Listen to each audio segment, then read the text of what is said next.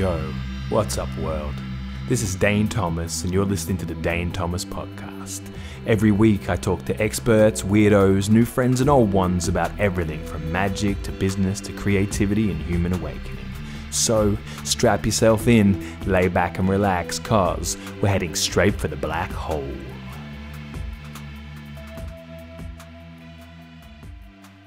Hi. Hey, Dane. Hey, everybody. Thanks for tuning in. So tonight, wherever you are, I'm here with KamalaDevi McClure, who I'm super excited to get to chat to today. And for those of you who don't already know, I know KamalaDevi through the ISTA tantra community. I've gotten to know her through that world, of which she is a lead faculty member, but you've done a lot of stuff, you know. KamalaDevi was on a reality show on Showtime. It's called Married and Dating. Is that right? Polyamory, married and dating. Polyamory, married and dating. So that gives you a kind of insight into one of the things that she is about. I really knew you before ISTA, reputation-wise, as sort of a advocate and a pioneer in the realms of tantra and conscious relating. I think that's the kind of categories I would have put you in from a distance of what I knew about you. And you've written 7 books, so you're out there. You're kind of a known figure in those areas. And what I'm excited to do though is talk to you about kind of a shared angle that we have, which is really bringing this kind of tantric philosophy across to other realms, and particularly today to talk about money and this theme that you've thrown my way of money as a lover. And I think that'll be interesting for a lot of people because, you know, there's a lot of people who would follow your work and know you, but they probably haven't been exposed to that conversation as much. So I'm excited to dig into that. Yeah. I think it's one of the deep taboos, a lot like talking about sex. You know, money is a big button pusher, a super activator. Yeah. And it's, you know, there's this kind of rant that I've had over the years that I'm kind of almost getting sick of hearing myself have, but it's kind of like, you know, I'd hang out in these sort of high-powered kind of business rooms, and I'm like, everyone's so kick-ass on the money achievement level, but you talk about a penis or a vaginus or an anus, things don't exist. You talk about any body part or anything a little bit kinky or anything, and there's just this shudder of like, whoa. And in the States, it's interesting because as an Australian, somehow they're like, oh, he's Australian, he'll just say those things. But there's kind of this like, we don't really go there sort of vibe, you know? Which is great.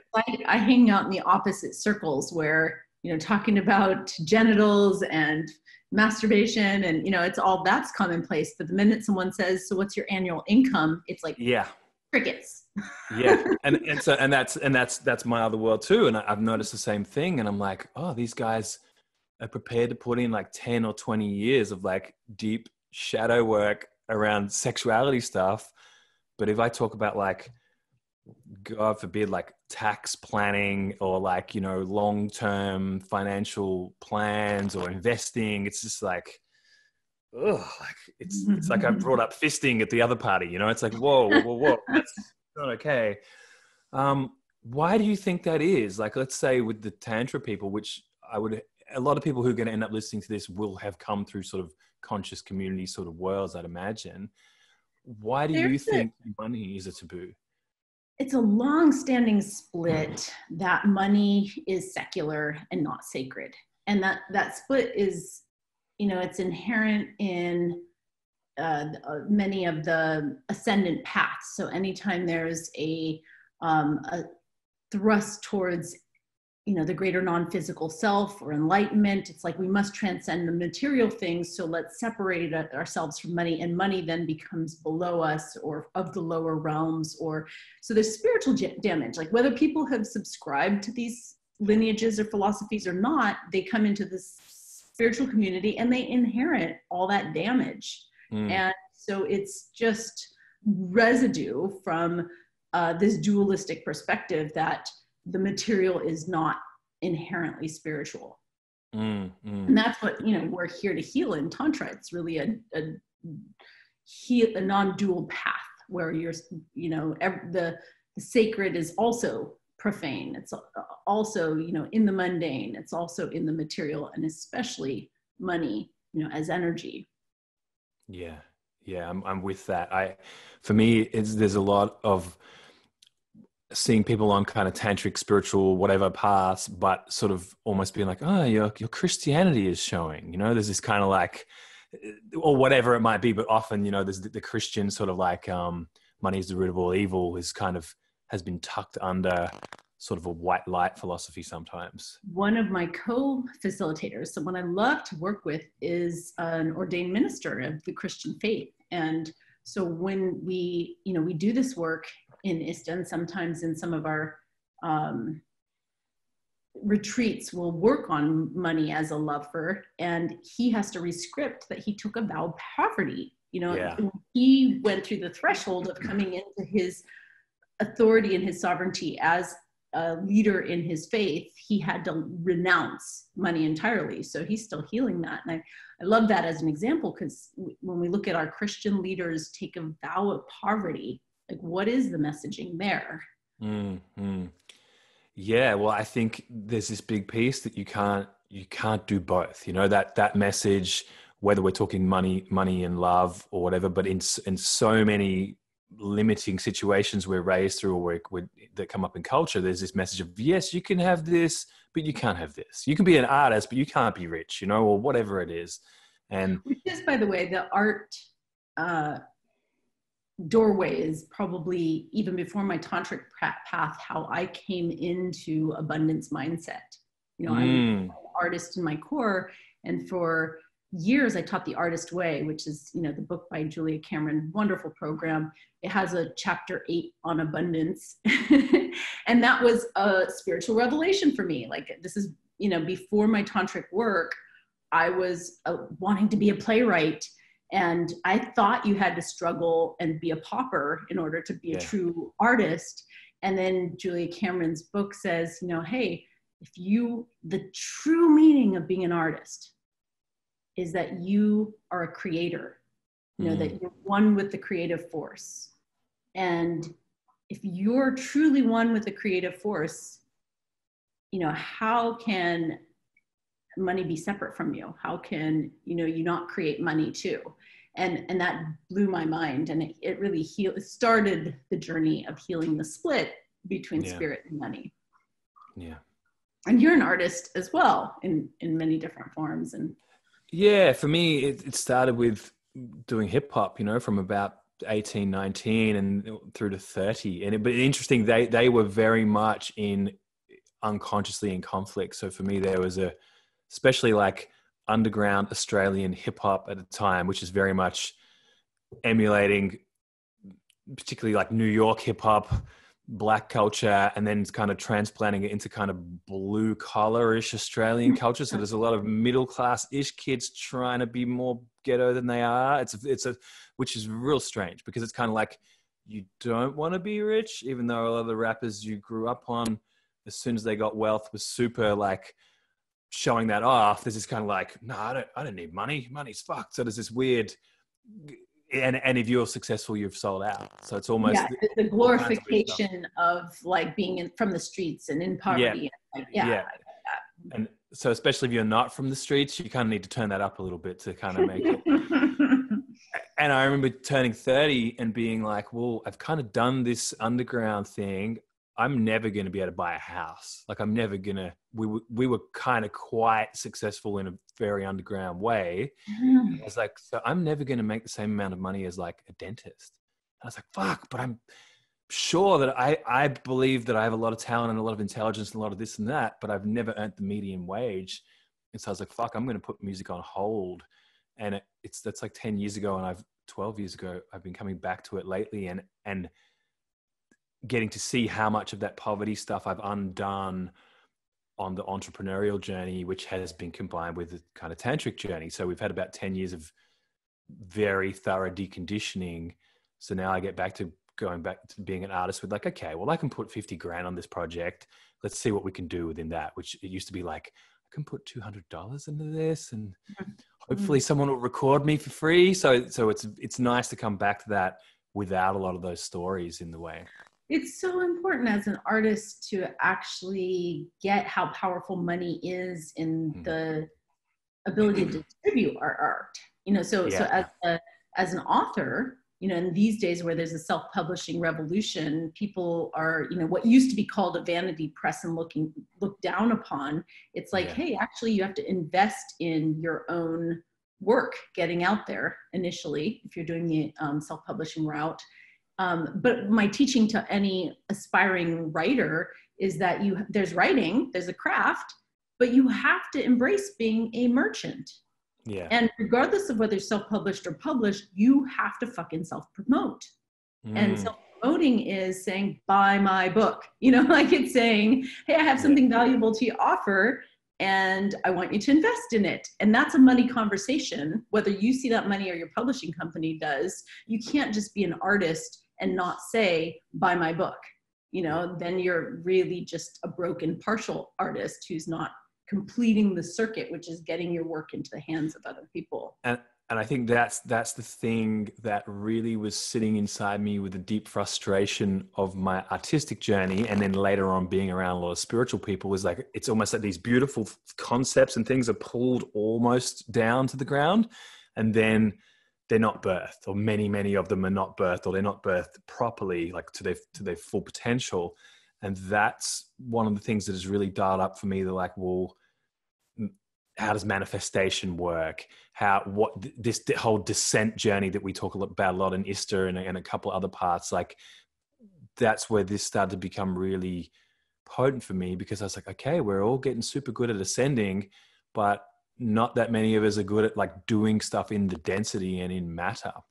Yeah. And I think that's what is at the heart of this conversation, is that we're defining manifestation not as visualization and dreaming it up or channeling, you know, the other realms, but the manifestation is the lightning bolt that brings it all the way down and grounds it, you know, into the electromagnetic field of the earth. And it's like, it has to be, it's really, I'm going to stay with the lightning bolt metaphor, because they have now these like quick fight photography where they study what's happening with the lightning bolt. And it's like, it crackles from the heavens and the earth, and there's photography that shows the lightning bolt actually goes the other way. So we think of it coming down, but there's a circuit where it actually meets in the middle. It comes from both earth and heaven. And manifestation is that way. It's like, it's got to be all the way up, all the way down. Otherwise it's partial. You know, and I you know, my hope is, I'm feeling into our listeners and, you know, whoever's attracted to this conversation. And it's like, self-assess, you know, are you more of the dreamer with the ideas and you need help bringing it into the 3D world, or are you more of the 3D world and you want to, like, you know, learn to raise it up and not just draw from, but send to, you know, the other realms, because this current goes both directions. Yeah, that's nice. Yeah, it's the spirit and matter together, right? With you know, you strike me as someone who is quite congruent with the self-promoting and expressing aspect. Has it always been that way, or have you had to do some work on that? I am always surprised. You know, one of the first conversations I had with a mentor, a mutual mentor. So Bruce Lyon came up to me and said, you know, I've got an issue to clear with you, you know, and he had some judgment on my self-promotion and like my marketing.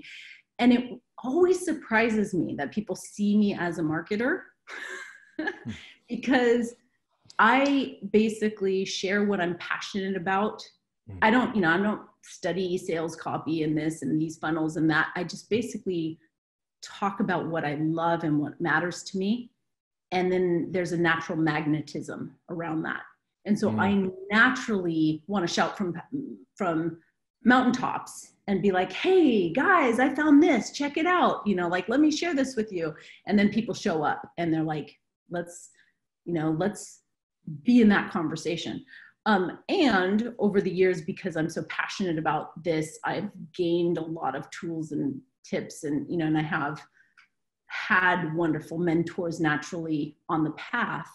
But like everybody on this, you know, in this conversation, I'm a product of culture, and our culture is fucked when it comes to not just self-promotion, you know, shameless self-promotion as if it should be shameful, but it's totally pathologized when it comes to beliefs about money. Like you already mentioned, it's the root of all evil. You know, like when we stop and investigate, we have like just adopted all kinds of sick, limiting beliefs about money, and our self-worth and a sense of lack. And even if you're abundant minded and you're in an abundant community, you're still a product of this culture, which is a bit schizophrenic about you need to have money and you shouldn't have money. And like you said, it's just mixed messages left and right.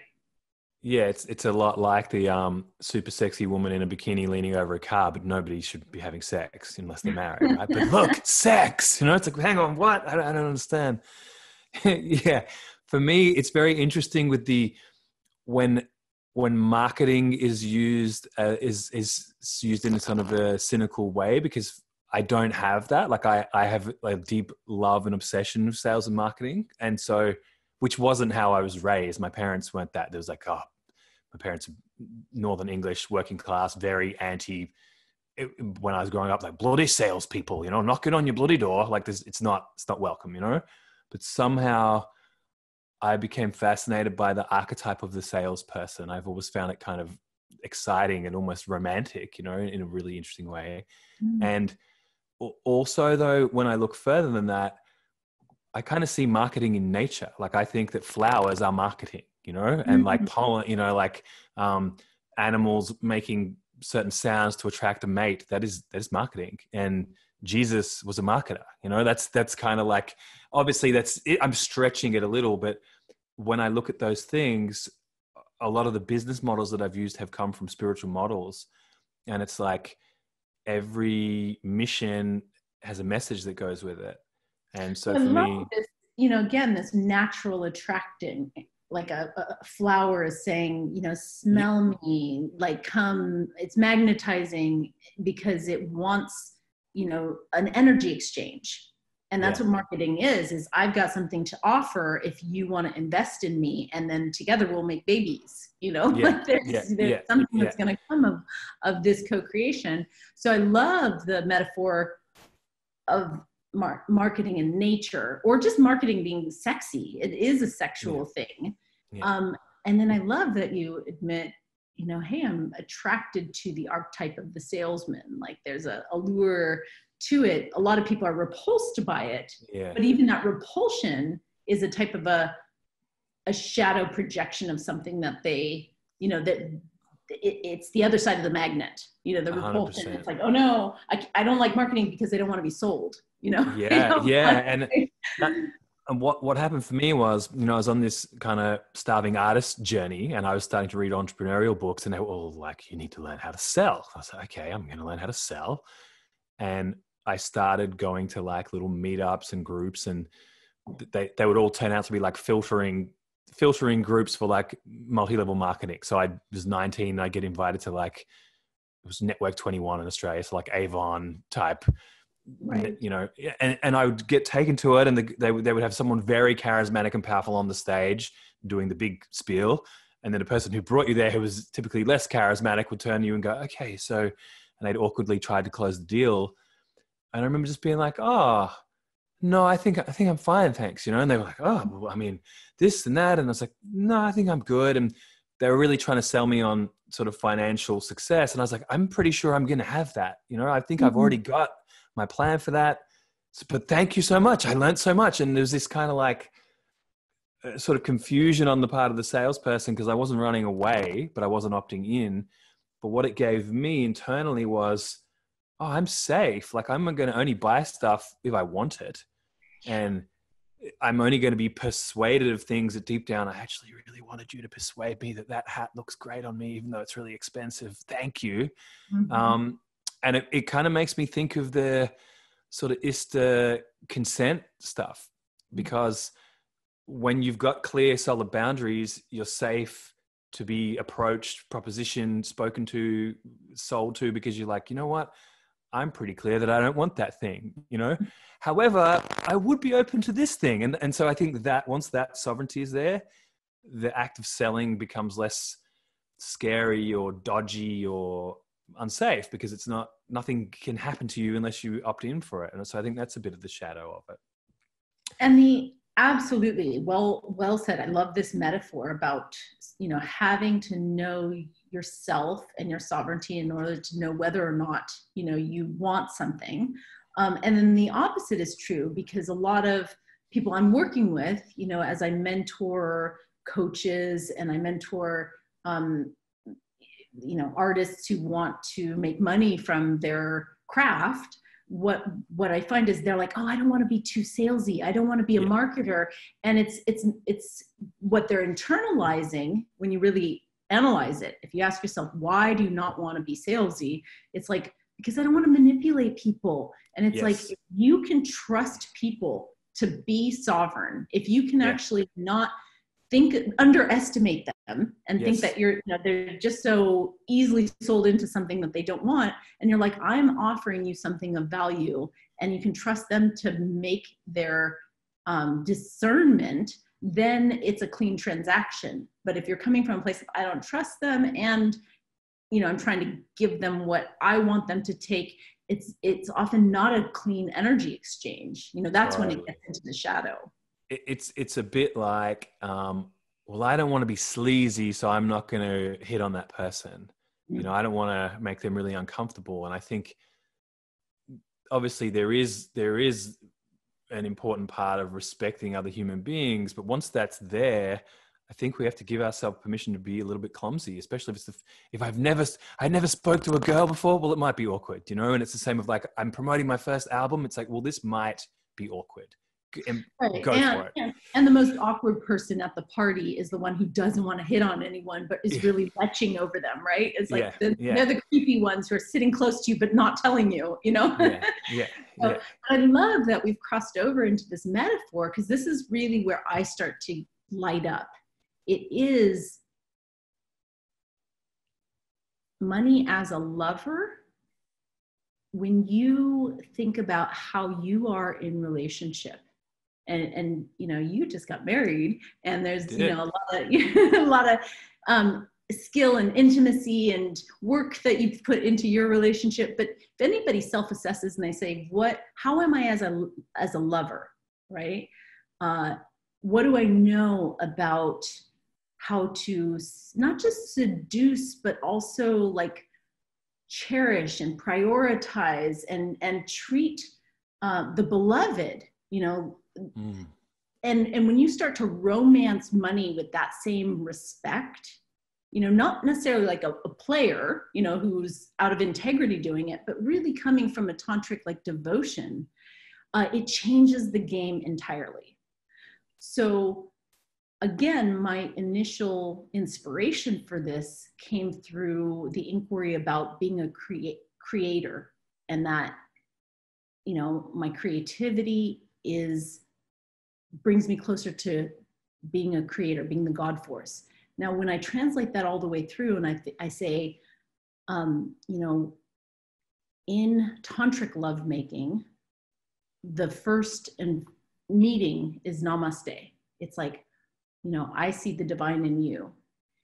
And when we actually namaste to money, and we see the divine in money, and we see that we are the divine, and that money is us, like there's a oneness we come from, and the prayer changes to, you know, God, give me as much money as I'm willing to use on her behalf. And from that place of like the money that I get is actually in service to the divine. It's the God force in me that attracts the money. Then what happens is we get this immense nourishment that is sufficient for what it is that we're, for our missions. You know, we all are missionaries of different forms, and our money becomes you know, a vessel in God's bank account. Mm-hmm, mm-hmm. And that's the high tantra of money, is you're actually in relationship to the beloved with your money. Your money's in service to that. Yeah, I love that. I'm just going to let that one sink. Beautifully put. Yeah, for me, that shows up. Again, it's like this balance. So you go. I have to plug in my computer. One sec. Okay. Yeah, the bit I was going to mention is, for me, another piece that mirrors the kind of tantric worldview is this balancing of masculine and feminine. So with money, we're looking at the structure piece in terms of planning, order, strategy, and then the feminine piece of the enjoyment, the life force. I'm kind of just continuing without you for a moment because the piece is there. I just throwing in, for me, a lot of coming into abundance with money has been about finding a balance of masculine and feminine in my relationship to it as well, because there's this kind of planning strategic part of like, where do I want to be in 5 and 10 years, which to me is very consciousness masculine.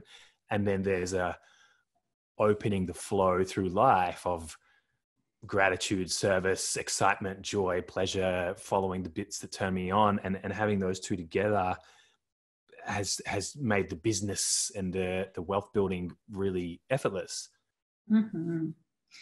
Yeah, it tends to be the masculine is the, you know, the doing, the driving, the projecting, and then the feminine is a lot of times, okay, cool, what am I going to do with this abundance? How am I going to, you know, like spend or invest or play with it? And it's so important to have the whole circuit, because if we just earn it and hoard it, it stagnates.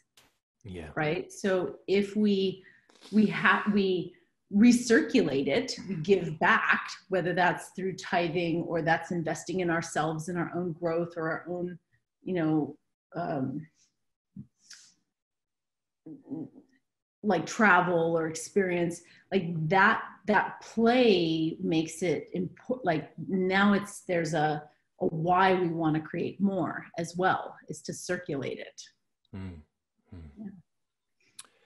Yeah, the hoarding piece is really interesting because, you know, sometimes I'll see things on social media to the effect of like, you know, all the billionaires are evil. And I've seen this thing lately of like comparing Elon Musk to a dragon who's just clutching his treasure. I'm like, oh, I'm pretty sure that guy, I'm sure there's some pretty crusty billionaires out there, but that guy particularly is clearly on a mission. You know, it's not about hoarding the stuff from what I can see, you know, but there's definitely this narrative around the kind of contraction, which I see maybe if I look more towards like the Rothschilds model of like, you know, long-term wealth holding. When I feel into that, it doesn't feel so healthy, let's put it, you know, there's kind of a Mr. Burns kind of vibe going on. But then when I look to other sort of key players in that world, I see big vision and mission. You know, what I see above all is this strong piece. So I guess, how do you interpret, if you're looking out into the world, the difference between healthy and unhealthy amassing of wealth?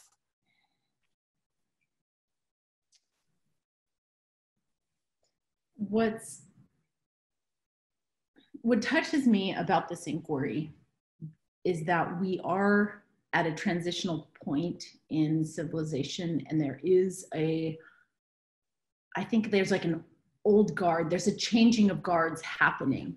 And as the structures are, especially right now, we're in a moment in time when there's an economic freeze, and that freeze, that economic like shift is calling into question what is valued, what is being valued, where's the money exchanging going. And of course we're seeing like, wow, the rich are getting richer and the poor are getting poorer because we're in this crisis right now. But that is just a short-term transitional phase we're in. What I see is that the flow, the capitalistic flow, has been going in a certain direction for a long time. And then as it's shifting, just like a tide that recedes, like the money isn't going away. We're not actually in a recession. The money's going towards something else. And that something else is the direction of what is being valued now. And again, we're in a transition. So what's being valued now is somewhat temporary towards what's going to be valued in the new civilization that's emerging. But what's important as the light workers that we are, and I mean this, like, if you've awakened and you know that your money, that your power and capacity to bring value into the world is for the greater good, it's not just for, I'm going to reinforce my ego and my own identity. It's more like, hey, I'm going to contribute to the whole. So that kind of awakening, those of us who've had that kind of awakening are to look at, as the tide is shifting, how can we contribute to more good in the world? How can we contribute to the whole and be a part of, the new culture that's changing? And so in that big picture listening, there's a lot of I don't know. There's a lot of mystery in it, but there's an integrity in knowing that, hey, I'm working on myself so that I can bring value to the world, and then I'll be valued for it. And then the value I get for it, I'm going to give back to those things that most matter, the values that I hold the dearest, which is love, power, freedom, connect, creativity, and also awakening and spirituality, or whatever your highest values are. Because I really do feel we all have our own missions and our sphere of influence. It's like whoever your work is influencing and then who's investing in you, may that be consistent with your values, because those are people who are working to build a similar world. I love that you mentioned power as a value, because I think that's one of the ones that a lot of people that are sitting maybe on the more altruistic side of whatever category, whatever community we want to place them in, that's a word that they often have an issue with. And for me, it's something that I've always been interested in and always kind of sought, and from the shamanic take on power or the magical take on power. And the political flavor has never been particularly attractive to me, but the ability to get stuff done, make stuff happen, has always been fascinating to me. And I think that almost unpacking or taking the evil out of the word power is a move that really opens the door for a lot of people. And it's the same move as the one we're making right now by healing the split between spirit and money. It's the same move. Power is God force energy. And when I tap into my own power, what it is that sovereignty to know that I'm the authority of my own being, and I can, have the volition and use it towards, it's really the freedom towards, to choose good, to choose to contribute. I mean, that's what power is. It's this God force. And when people say, oh, power is, corrupts and is dangerous, and, too much power corrupts entirely. And, and it's like, okay, that is a perspective. And just as the perspective that money is evil, if that's your come from, that is going to limit your access, to your birthright.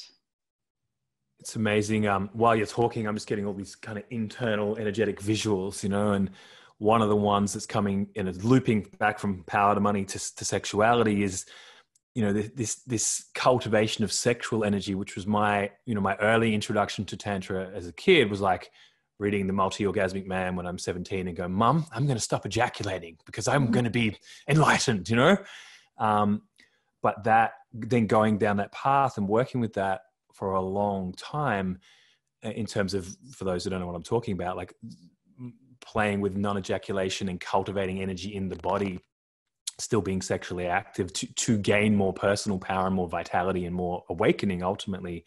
But one of the things I remember reflecting on with that was, we look at, say, the Catholic Church, and there's all these kind of explosions of corruption going on and abuse and so on in a body of people that have been trained to suppress sexual energy. And when I would read sort of Taoist books, they would be like, well, we would do like a 4-year training before we would tell a monk to become celibate. It's like, oh, you would have 4 years of training to manage that energy before you would stop, ejaculating, versus these guys who just were like, we don't do that. And if you do that, it's bad.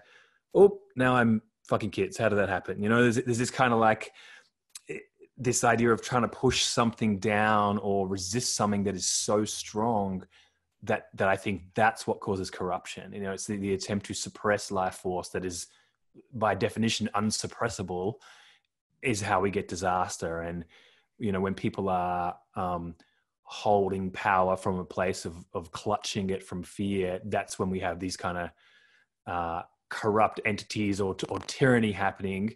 But it's also happening because the rest of the people are afraid to claim their power. So there's this kind of power differential. Power differential. And on a collective, this is not a popular thing to say on a individual level, but I feel on a collective level, we all have co-created these situations. If we look on a macro level, not saying people are to blame for their evil leaders personally, but across a group of people, if we're all in complete suppression of our tyranny and our whatever, someone pops up who isn't. And it's like, if everyone had integrated their tyrant, we wouldn't have any tyrants, because as soon as someone was a tyrant, we just like throw them off a bridge or something. It just wouldn't stand, So there's this fascinating thing around power for me that plugs back into the sex conversation. I'm curious about the practicals of money as a lover for you. Like, how, if someone was like, okay, how do I do that? I have never heard of this. Money isn't my lover. Great. How do I do that? So, one of the big practicals that's most avoided, right? Most people are money avoidant in a lot of ways. And there's different categories.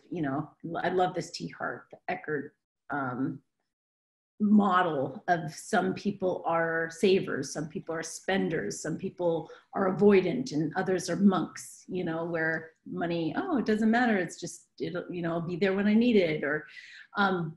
But a lot of people don't want to have the conversation. They don't want to, pay the bills. They don't want to do the accounting.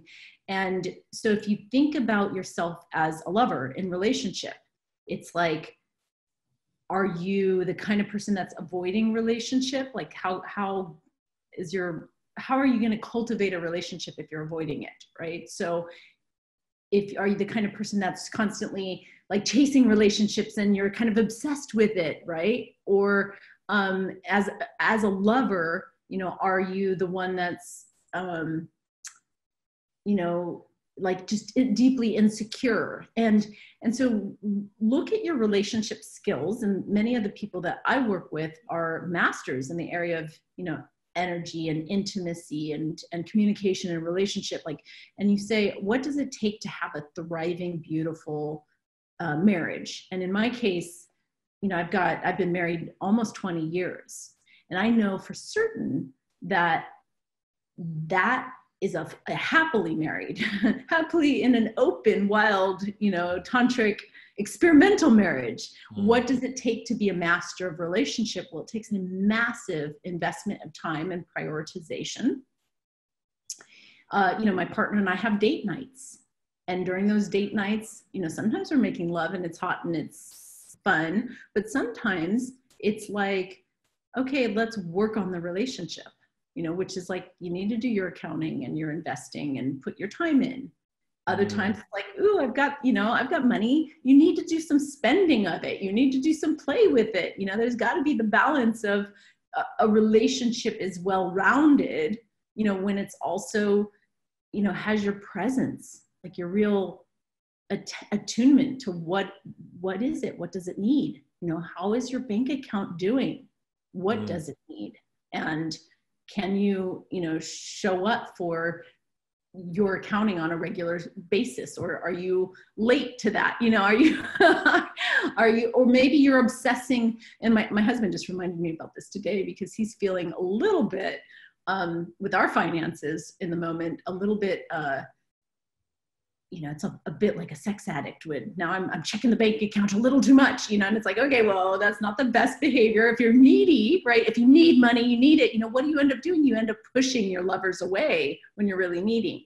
So we want to come, and this is where I really respect you, Dane, is that I feel you're coming to the money conversation from the place of choice.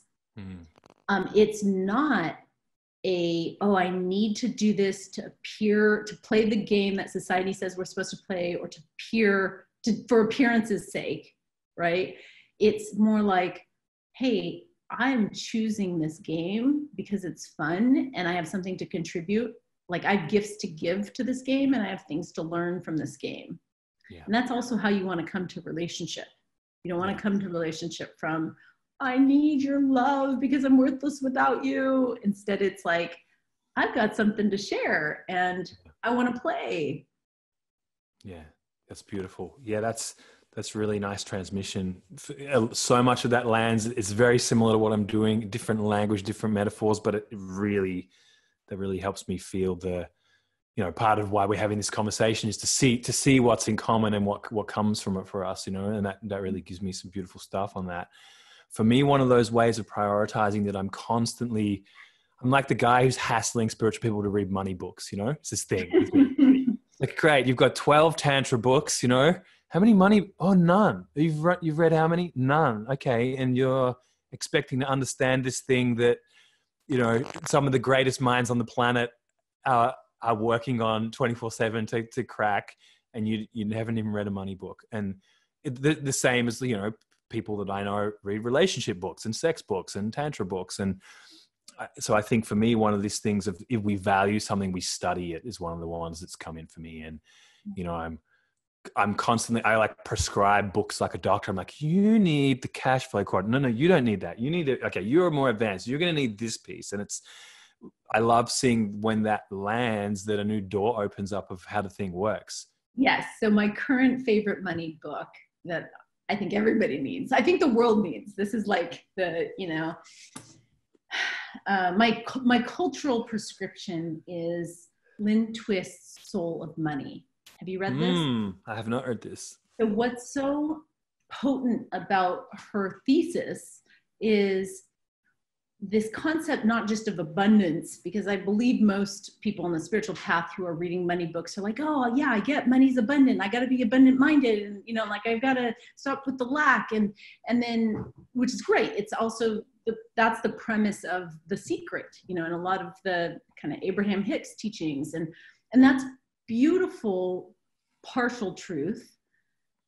The soul of money cuts to the essence of sufficiency, which is the place wherein we're not, oh, I want to be abundant. You know, you asked me about that. What's healthy? What's hoarding? What's too much? And sufficiency is that genuine, it's almost even this wu wei, like this effortless, I'm going to bring value to the world, and then I'm bringing the value in and I'm circulating that, but I'm not obsessing over it. Like I mentioned, my husband was feeling a little imbalanced, but I'm also not in that lack of it. So there's a sweet spot around, what do you actually need? And if we live from sufficiency, and if our culture could embrace this living from sufficiency, and I think this is truly in the direction of the new civilization that's emerging, there's, from a sufficiency place, we don't have the pathological imbalances where the rich are getting richer and the poor are getting poorer. So I want to recommend that with an open heart, you take in Lynn Twist's, and this is for our readers, you take in these teachings and you say, how can I come into more alignment with the soul of money from the soul of the world, you know, this this deeper holistic sense of what money is, not with the fetishized fantasy of what's possible with money, or running and trying to compensate for the lack. So it comes from center, not from either side of the pendulum swinging. Yeah, that's beautiful.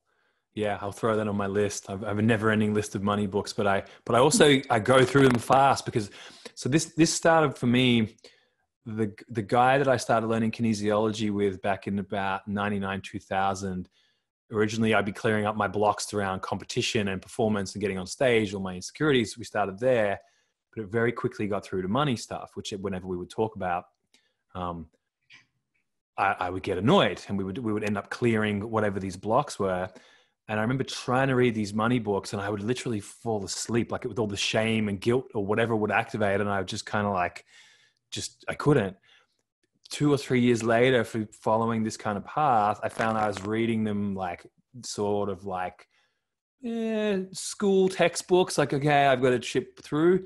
Now it's nearly 20 years on. I read them like comics. I'm like, oh, cool, done. It's like this kind of like, because the channel is really clear for that. There's a book that I probably don't necessarily recommend unless people are really on an esoteric path, but I read some of, I'm still working on it, Economy and the Disciple by, I think it's Lucille Cederkranz. So she's kind of like the Alice Bailey Theosophical Society sort of tradition, very channeled esoteric. And a lot of it's really hard to read. But one part that leapt out to me is this idea of, what did she say? Money is basically, it's the residue of intelligent activity. So it's like, and intelligence with kind of a soul intelligence connotation, not just being smart, but like when we're aligned and we're taking action in the world, money and economics will be left behind almost as this trail. And it's a weird but kind of beautiful idea, because I wrote a book called The Conscious Hustle. And in that, I share a DMT trip that I had where I kind of went to hang with the aliens. And my question was like, what about money? And they sort of laughed at me, because like, you humans and your stuff that doesn't exist. But the piece that I got from it was, we're chasing money when really the power behind money is value. And probably 2010 was when I started trying to get out of my day job reality. I started switching to like, what if I just create a fuckload of value and figure out how to make money later? And within a year or two, I was starting to make a reasonable, like more money than I could in my job. But it was the shift to value and service, not in this kind of charitable, I want nothing, like service first, but also with the self-respect to request and demand back for my service. So this kind of law of fair exchange running. Reciprocation, yeah. Reciprocation has, and I think that's also a piece of, people can go full service, but they're not open to receive, or they don't demand what they want. And I think that's a big piece too. Yeah.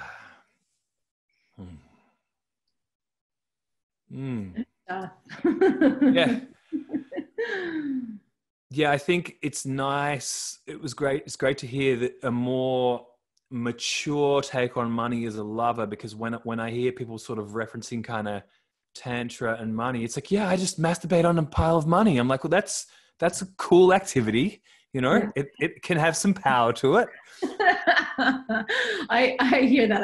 I led workshops, and I have people have these massive breakthroughs and resequencing of who they are, and then I get this feedback. So I hear you had people masturbating with self-pleasuring with money, and I say, yeah, but that's not all.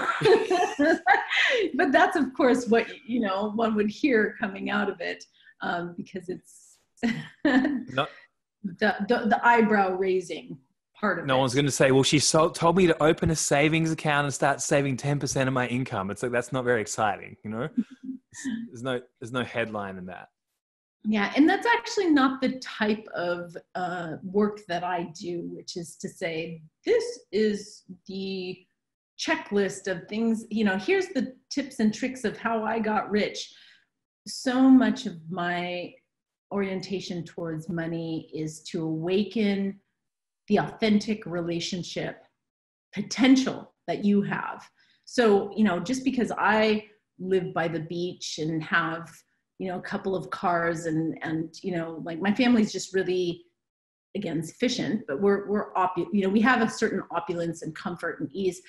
I don't tell people, hey, this is how I package my work, and this is what I charge, and this is what you should, like, I basically say, I know what works for me because I'm listening to my soul's path and my dharma. And I want to turn people on to their inherent value and how to bring value into the world and what's their highest and best relationship to money, so that money can empower them doing their work in the world. And what the highest and best relationship is for you, Dane, looks different than mine. And that's where I wouldn't want a little cookie cutter of here's how your relationship should look. It's like my entire life's work is about designing your own relationship. And I want that to be the case with money as well. One other piece that strikes me that's been coming in for me is the journey between conscious relating, open relating, whatever you want to call that area, and I have two companies, building teams and culture inside those companies. And I can't help but notice as I get better at one, I'm getting better at the other one. You're someone that I perceive as very fluent and skillful in quite gracefully navigating social dynamics, relationship dynamics, etc. I wonder if you've got anything you want to share on that crossover there. Like, what have you learned in one that's useful in the other, or what do they have in common? Yeah, that's astute. That's very key. Team, there is a, just as I say, there's this relationship, there's an inherent relationship between you and money, which might look different than mine. There's a inherent relationship that's unique in any team. So when we take a cookie cutter idea of like, here's some team building exercises, or this is how I run a meeting, and this is how I delegate, like, then what'll happen is we start to clip our own wings and things can get really confined. What you want to find is the soul of the team. Like, there's a group part, and there's how do we as a team potentiate each other and bring out the best in each other. And part of that's, bringing people into their own sovereignty, so that yes, we synergize when we're together. But if everybody in the team is not feeling sovereign, then people are going to start to resent their work or just go through the motions. They're not going to feel deeply inspired to bring more, to the team and to the work. And that's the case with relationship as well. If you're in a relationship and your partner says, we've got to do date night and it's from these hours and you've got to do that, you're just like, oh, come on. But if the two of you look at inside and you say, where's the juice? Where's the overlap? Now let's stay in the kind of relationship where we're constantly bringing out the best in each other. And you want that in your teams as well. And that doesn't mean no hierarchy, by the way. It doesn't mean, no, you can't be a leader. It means as a leader, you bring in your feminine skills of like listening and encouraging others, as opposed to top down, like directing and delegating. I like that. Unless you want to bring sort of a BDSM flavor into your management team. Well, I often use the BDSM metaphor when I'm looking for, I'm not a solopreneur, but I'm a very small, I kind of am. I've got a very small team. So I've got 3 people on my team that I work with. And when I'm hiring, I'm like, okay, I don't want submissives. I don't want to hire someone who's like, tell me what to do and I'll do it for you. I actually want, oftentimes, especially me, I want to hire a top who's going to say, I need you to write this for me so that I can run with your social media campaign. I need you to do, so that they're doming me. And I'm like, now we can work. Not because I'm a submissive personality, but because it's less work for me I mean, by the way, in BDSM, you know, I've been a top for many years, and people think, I mean, it is a lot of work to set up a good scene, you know, to do the work of, you know, topping, and then to do the aftercare, and you're fucking in charge all the time. It's exhausting. Whereas like in my business, I'm like, tell me what to do, guys. I'm gonna hire an expert who knows, and then I can let them be in their expertise. Yeah. Nice. Think I need switches all around me because it's gonna I need you to dom me in this area, but do as you're told in this area, you know, and it may switch without warning. So yeah. Good to know that. Yeah. Especially since I'm considering doing more work with you. So yeah. I feel like that's a really nice transmission. I feel like there's a lot to chew on there, a lot that can spark a lot of different conversations, and it definitely feels like the beginning of something with us. If someone has just found you through this conversation and they want to get on the KamalaDevi train, how do they do that? Where do they find you? What should they read? What's the beginner's intro to you? How do they get involved? Sure. So I'm easy to find at KamalaDevi.com. And my invitation is just to sign up for my newsletter so that I can be in, you know, in connection. I like to share, here's my heart, here's what's happening, here are the retreats, whether it's ISTA or, you know, I teach you how to write a book in 90 days. I teach mentorship, you know, it's just stay in touch with me through my newsletter.